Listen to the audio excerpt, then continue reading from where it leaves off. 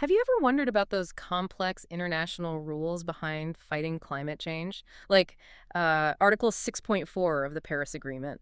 It sounds technical, maybe even a bit dry. But today we're doing a deep dive into why this seemingly arcane negotiation is actually incredibly important. It affects everything from carbon credits to corporate net zero plans, and especially, crucially, the role nature plays in climate solutions.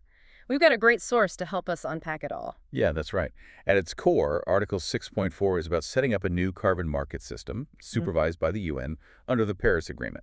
You could call it the Paris Agreement crediting mechanism, its main purpose, to let countries, and private companies too, trade emissions reductions and removals that meet a really high standard of integrity. High integrity. Exactly. And while it sounds, like bureaucratic stuff, the stakes are huge. This mechanism. It directly shapes the integrity, the availability, and frankly, the financial viability of nature-based carbon credits. And its influence doesn't stop there. It ripples out across other carbon markets, both voluntary and compliance ones, which together are already moving, what, over $100 billion a year in carbon revenue. So how these rules get written really matters for where that money goes. $100 billion. Wow. That really puts it in perspective. So Article 6.4 isn't just appearing out of nowhere. You mentioned it's building on previous efforts, a successor. Absolutely. Think of it as the successor to the Clean Development Mechanism, the CDM, which came out of the Kyoto Protocol back in 1997. Right, the CDM. I remember that. Yeah, and the CDM was important. It sort of laid the groundwork for calculating carbon credits within its system. But, and this is key, Article 6.4 is being designed in a totally different era. We have pretty sophisticated carbon markets already operating, and expectations around quality, around integrity, they're just soaring. You've got groups like the Integrity Council for the Voluntary Carbon Market, the ICVCM. Setting standards for credit quality. Exactly. And the Voluntary Carbon Market Integrity Initiative, the VCMI, focusing on how buyers use those credits. They're all pushing for really robust frameworks. So 6.4 has to meet or even set that higher bar. Okay, so here's where it gets really interesting, right? The group actually writing the rules for 6.4, the supervisory body, they're in the middle of deciding which projects qualify, what methods are okay, and how to manage all the risks involved. This is the critical moment, truly, because the decisions they make now in these texts could either open the door for natural climate solutions, protecting forests, restoring wetlands, sustainable agriculture, or they could inadvertently shut that door. Just when we need them most. Precisely. The final wording will lock things in for a long time, affecting our shot at meeting the Paris goals. So, stepping back from the UN negotiating rooms for a second, what does this actually mean for the wider world? You mentioned a ripple effect. Yeah, that ripple effect is already happening. Even though the final rules aren't expected until, say, October, the draft rules and the direction of travel are already setting expectations. They're influencing what people consider high integrity across the board. In the voluntary market, too. Definitely. And in national compliance markets as well. It's becoming a kind of global benchmark even before it's fully finalized. I'll give you a couple of quick examples. France, they just put out a charter to boost corporate investment in carbon credits. And they're specifically backing credits aligned with Article 6.4 thinking. Even before the rules are set. Even before they're final, yes. And India's indicated it plans to use methodologies that would be eligible under 6.4 for its own domestic market. Then there's the EU's task force on international carbon pricing. They're also pushing for voluntary market integrity that lines up with 6.4 standards. So it's already shaping policy and investment flows. Which brings us to the listener, maybe someone in business or finance. Why should they be paying such close attention to these, seemingly distant talks?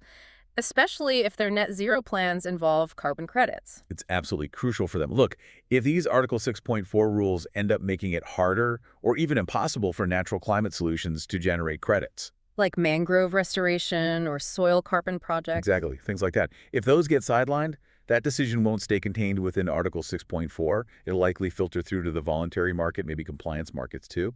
And the risk there, you could see billions of dollars in potential investment just dry up for these vital nature-based projects. Why? Because they don't have that perceived UN stamp of approval. Which would be a massive loss. A huge loss.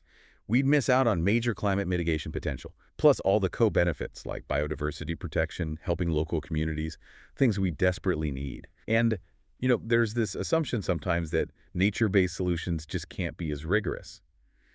But the science doesn't back that up.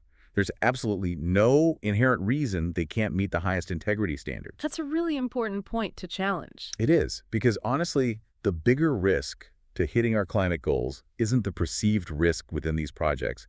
It's the risk of failing to invest in them at the scale required. We need nature. Okay, that sets the stage perfectly. Let's dive into some of the specific sticking points then. From a nature perspective, what are the biggest concerns in the current Article 6.4 proposals that our source flagged? Right. Well, the first major one is durability and the related reversal risk. Okay, define that for us. Sure. It's basically the risk that the carbon you've stored in an ecosystem like trees in a forest project gets released back into the atmosphere later on, maybe due to a wildfire or pests or even land use change. Non-permanence, essentially. Exactly. Now, the current proposal floating around Article 6.4 suggests requiring project developers to monitor this risk indefinitely after the credits have been issued. Indefinitely. That sounds challenging. It's more than challenging. Many argue it's impractical, maybe even impossible to guarantee. And the worry is it's so extreme, it could just exclude most nature-based solutions from the system entirely. Which would be counterproductive. Hugely. It would divert finance away from these crucial land use solutions right when we need to be scaling them up dramatically to keep 1.5 degrees within reach. And the thing is, there are better, more practical ways to manage this risk that are already used or being refined. Think buffer pools, setting aside a percentage of credits as insurance against reversals, or actual insurance products, or setting up trust funds for long-term monitoring and fixing any issues. So practical tools exist, but the proposal is leaning towards something potentially unworkable. That's the concern, yes. The push seems to be coming from a place of wanting absolute certainty, ensuring maximum permanence to bolster market credibility, which is understandable. But potentially misses the mark on practicality. Right. The counter-argument from nature advocates is that demanding perfect, indefinite permanence is unrealistic for any carbon removal, natural or engineered. It risks letting the perfect be the enemy of the good, blocking vital action because of an unachievable standard. Using those risk management tools offers strong integrity without impossible demands. Okay, so durability is a major hurdle. What's another fundamental point of contention? You mentioned how credits are calculated. Yes, that brings us to baselines. This is really fundamental. The baseline determines how much climate impact a project actually has. It's the what would have happened anyway scenario. Right, so you measure the project's benefit against that baseline. Precisely. The Article 6.4 proposal currently involves automatically cutting the baseline down. It starts with a proposed 10% reduction from business-as-usual emissions, and then suggests making that cut deeper each year. The intention being? To be conservative, to avoid giving out too many credits, ensure additionality. It's a good intention, Right. but the way it's proposed is quite arbitrary. It's not tied to observing what's actually happening on the ground in that specific place or for that type of project. Yeah. It's just a blanket percentage cut. And the impact of that. It could really squeeze the number of credits available from forest projects, from agriculture projects, even if they're performing incredibly well and genuinely additional. It doesn't account for context. So what's the alternative? A better way would be to use transparent, evidence-based methods to adjust baselines. Methods that can evolve as our understanding and the science improve, reflecting what's actually happening, not just applying an arbitrary formula. Makes sense. And the third big technical challenge you mentioned earlier? Yes, leakage. This is always a tricky one in carbon accounting. Define leakage for us again. Leakage is when reducing emissions in your project area inadvertently causes emissions to increase somewhere else. The classic example is protecting a patch of forest here. Only for the logging activity to move to the next patch over. Exactly. The demand for timber or farmland hasn't gone away, it just shifts. So the net climate benefit might be less than you thought. And how is Article 6.4 proposing to handle this? Well, the current approach seems to expect individual project developers to figure out and account for all potential leakage associated with their specific project. That sounds incredibly complex for a single developer. It really is. It puts a huge burden on them to do very sophisticated modeling, often requiring data they might not have access to. It could involve expensive speculative studies for every single project, So again, potentially blocking projects. or at least making them much more costly and complex. A more constructive approach, many argue, would be to push for more scientific work to develop standardized leakage risk factors. Like default deductions based on project type and region. Something like that, yes. Standardized estimates based on the best available science, which will provide a more manageable, consistent, and scalable way to account for leakage risk without paralyzing individual projects. Okay, so we've got durability, baselines, leakage, all critical technical points with big implications.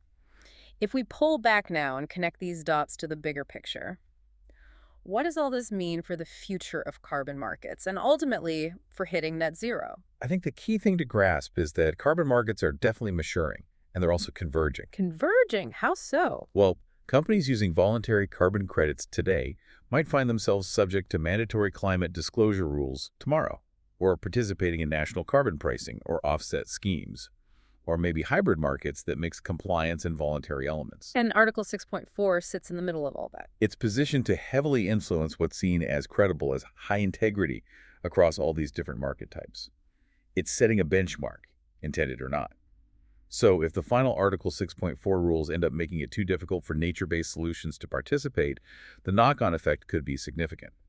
Companies might be pushed towards a much narrower range of climate solutions for their net zero strategies. Focusing maybe just on engineered removals or certain energy projects? Potentially, yes.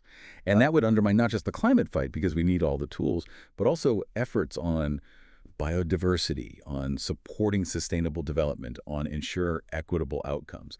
These things are often strongly linked to nature-based projects. So the details really, really matter here. What looks like technical jargon about monitoring or baseline calculations has these massive real-world consequences for which climate solutions get funded and scaled. And that really drives home the point, doesn't it? Article 6.4 isn't just UN paperwork, it's actively shaping what high integrity means for carbon credits worldwide. It will profoundly affect the future of natural climate solutions and therefore potentially your own net zero journey. These rules are laying the tracks for billions in investment and, well, for our planet's future. Oh, absolutely.